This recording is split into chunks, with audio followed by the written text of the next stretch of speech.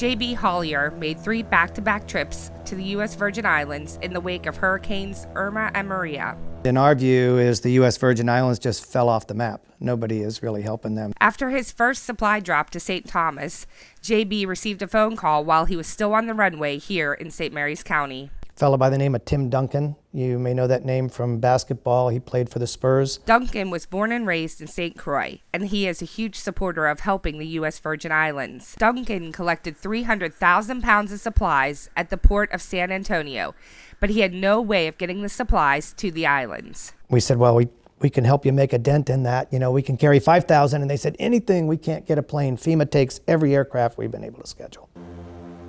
JB and his crew headed to Texas the next day, but the trip wasn't quite as smooth as the first. The Grumman Albatross needed a major hydraulic repair, and it added a few days to the trip. Once the aircraft was cleared to fly, the crew made another stop in Fort Pierce, Florida, before heading out to the islands.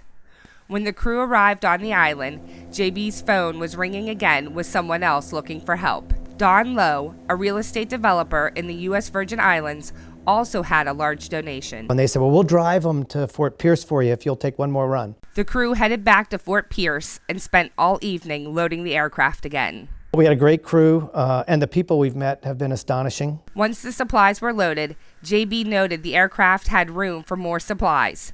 One man left and came back with something unexpected. He comes back up with, he'd run out and bought 2 great big Yeti ice chests, filled it full of ice cream and dry ice for the kids on St. Thomas. Trip 3 was quite a bit of food.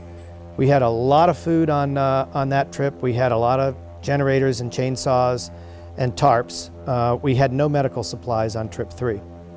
On our next Southern Maryland Focus, J.B. Hollier shares the devastation he witnessed firsthand and why the islands will struggle to recover for years to come. Joy Shrum, thebaynet.com.